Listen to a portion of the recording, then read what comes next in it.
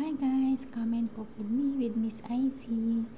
So if newbie ka sa aking channel, please to like and share and subscribe pa sa aking channel. So, yun, making vegetable soup today kasi it's so cold winter here. So, sa pan, naglagay ako ng oil, olive oil. And then, I am going to put ginger and onion.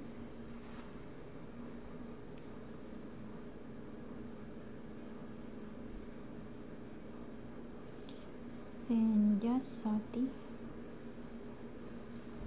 like a little bit, let the color change, and once you smell the aroma, then okay.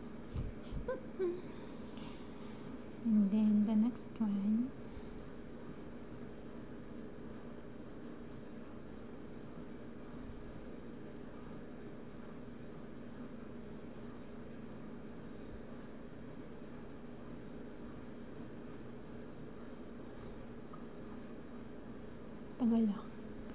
tagal naman maluto ng onion at saka yung ginger.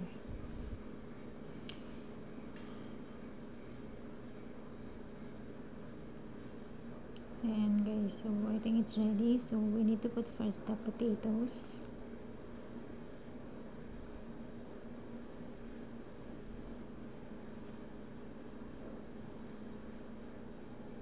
And carrot, kasi yan yung mga medyo hard veggies. So unahin muna natin yan, palambatin natin ng konti.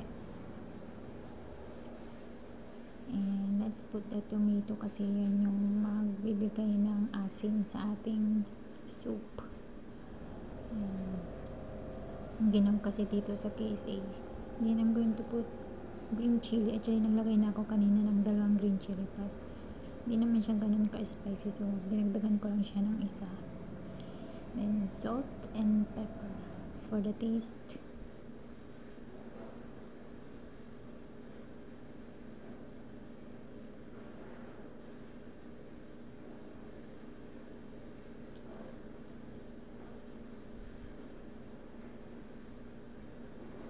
So halo-haloin lang natin, then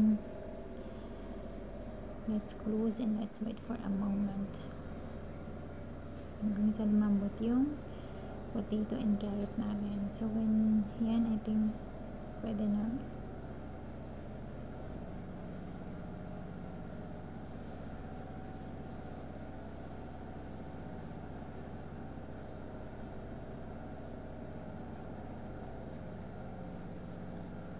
Ay, hindi pa pala pwede. I think yan pwede na for the second time.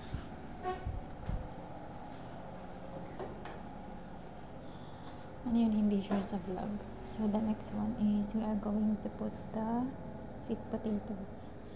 Actually pwede rin kayong maglagay ng pumpkin, kalabasa, and radish. Small radish lang yung ginamit ko kasi yan lang yung meron kami.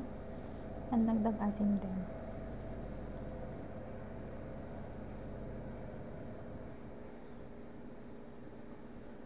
And so halo-haloin, and then let's cover up. Let's wait for a minute. Ayan, sayawan ko muna kayo for the meantime.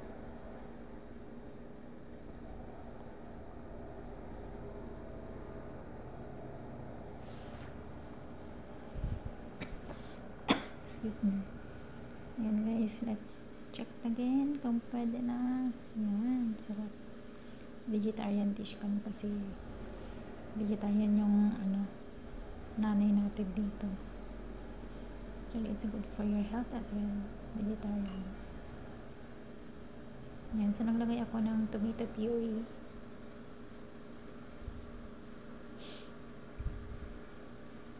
Hindi kasi kami gumagamit ng sinigang mix. Dinagdagan ko siya ng tubig. It should be watery kasi nga soup nga siya. Then dagdagan lang ng salt according to your taste, and pepper. Actually naglagay din ako ng whole pepper din, hindi ko na na-video. Sinagyan ko siya ng smoked paprika para may kulay yung tomato natin. Kung gusto nyo malagyan ng red yung soup ninyo, lagyan nyo siya ng tomato paste ng konti. Let's wait again for a moment. Let it cook. Let's keep boiling. Sa mag-change yung kulay ng soup natin. Hanggang sa mag-iba yung kulay. So, ayan. So, ayan na siya. Ganyan na siya yung kulay niya. Dapat yung veggies niyo hindi overcook. Dapat medyo matigas din ng konti.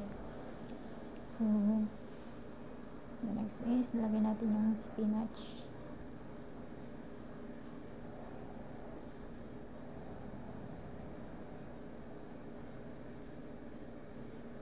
Lamig kasi dito guys, kaya masarap maghigop ng sabaw.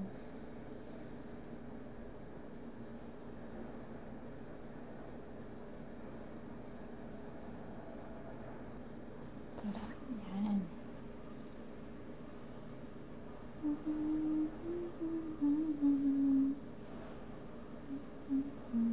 Actually, dapat hindi overcook yung spinach, pero okay lang yan.